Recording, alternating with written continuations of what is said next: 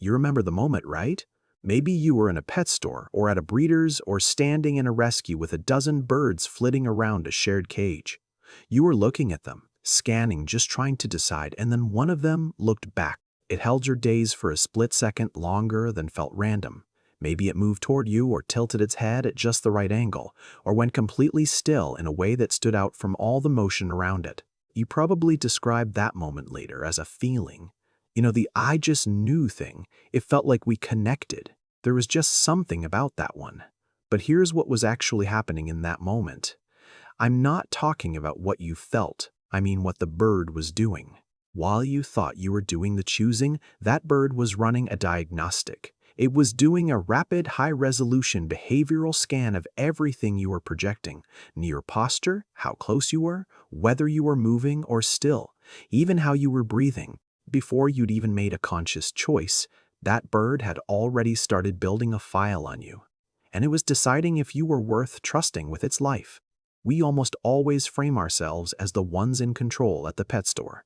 You walked in, you looked around, you felt a spark, you picked one out. That's the story we tell, and it feels true because from the outside, you had all the agency. You were the one with the money and the home. But flip the perspective for a second.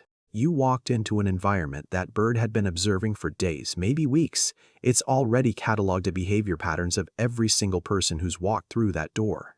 It knows who moves too fast. It knows who makes sudden loud noises. It knows who reaches into the cage without warning. It knows not in words, but in something way older and faster than language, which humans feel safe and which ones don't. And here's the part nobody tells you. It wasn't looking at your face. Not primarily, anyway. It was decoding your neurological patterns. It was picking up on those microsignals that leak out before your conscious mind has even decided anything. That slight tension in your shoulders when you see something you want. The change in your eyes when you're genuinely interested versus when you're just performing interest. The way your hand moves when it's actually relaxed, compared to when it's just trying to look that way. You were just being seen. You were being read. And the bird? It wasn't curious about you. It was running a survival calculation, quietly, continuously trying to figure out if the giant, unfamiliar primate in front of it represented safety or risk. Think about this for a second. Long before you even brought your Budgie home, before the cage was set up, before the seed was poured, and before you started those slow, careful introductions, it was already logging you. It was watching your pace. Are your movements steady and consistent, or are they all over the place? Does your approach slow down as you get closer to the cage, like a cautious predator would? Or do you keep the same pace, like something that's either confident or just doesn't care? They're even listening to the volume of your voice relative to your size. Do you soften it when you're around them? That signals awareness. Do you keep talking at full volume? That signals to the bird that you have no idea what's going on. See, budgies are prey animals. In the wild, their entire life depends on predictive modeling. They have to build a really accurate forecast of what everything around them is going to do before it actually happens. A bird that waits to see if a threat is real, that bird's already too late. So they develop this skill early and keep refining it. Every single thing you do becomes a data point. Every little habit you repeat just reinforces or changes the model they've built of you. By the time you actually brought your bird home, it had already formed an opinion. Those first few days in your house weren't a blank slate. They were a test of time to see if the model it built at the store held up against the reality of who you actually are in your own space. And here's where it gets interesting. What your budgie recognizes when it looks at you isn't just your face. It recognizes your energy signature. It's this mix of signals that's so specific to you, it distinguishes you from every other human that bird has ever met. Think about the specific rhythm of your footsteps before you even enter the room. Think about the frequency of your voice when you're relaxed versus when you're stressed. Think about the way you handle stuff. Do you set things down gently, or do you thud them onto the table? Are your movements flowing, or are they kind of jerky? All those things combine into something that's basically a fingerprint. Your bird knows the sound of you approaching before it even sees you. It knows whether the version of you walking through that door is the relaxed version or the stressed one, just by listening to you through the walls. It knows your walk well enough to tell you apart from anyone else in the house, even in the dark, before you've even said a word. Now, flip that around. You've been living in your home for so long that you stopped noticing any of this about yourself. You move through your space automatically without even thinking about it like we all do. But your budgie, it's been watching every single bit of it. It's been building a map of your physical self that's honestly a lot more detailed than the map you have of yourself. It knows things about how you act that you don't even know you're doing. And it doesn't even stop at the physical. Because your budgie is tracking something that's way harder to measure than just your stride or the sound of your voice.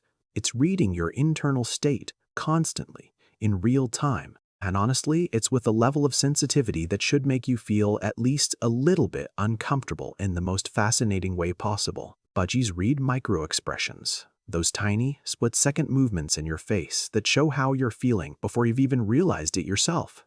They track your pupils dilating when you're worked up, even though you can't control that. They monitor your breathing, whether it's slow and steady or if there's a little bit of tension in there. They watch how you hold your shoulders when you're stressed or how your head tilts when you're distracted.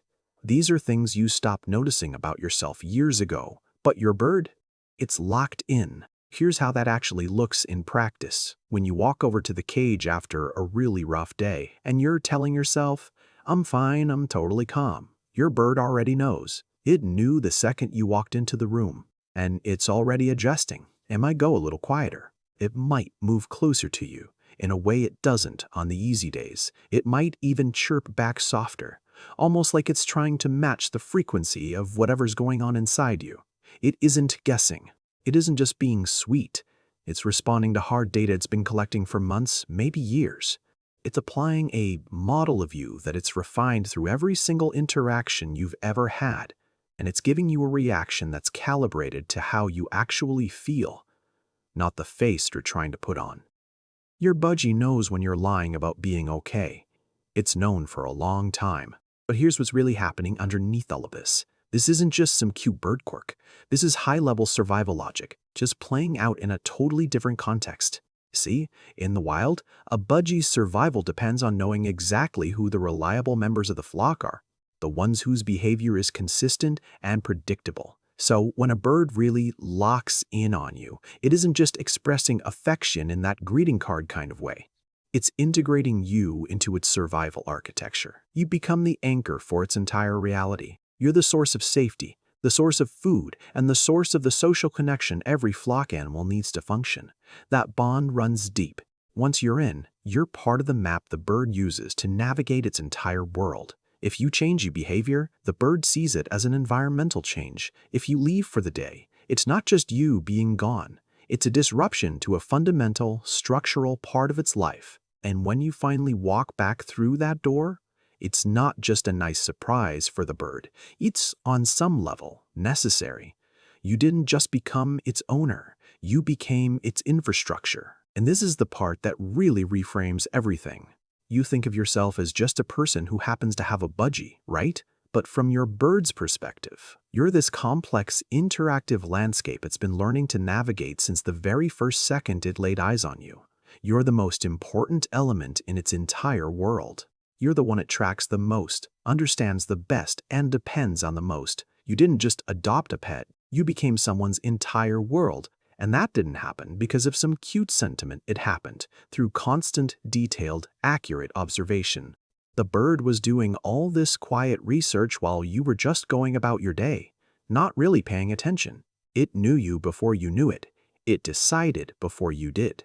And that moment, it made up its mind the moment. Its assessment concluded that you were predictable, safe, and consistent enough to trust that was when your relationship actually started. You just didn't realize that's what was going on. So, here's something to sit with. Think back to that very first moment. The eye contact, the little head tilt, that feeling you took as a sign of connection. Now you know what that bird was actually doing. It wasn't necessarily feeling what you were feeling. It was working.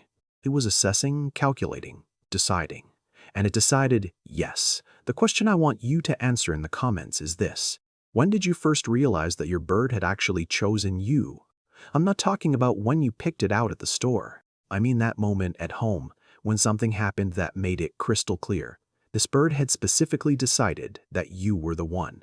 Tell me what that looked like. Because I think anyone who's ever been chosen by a small animal knows exactly what I mean. And honestly, has probably never had the words for it until now.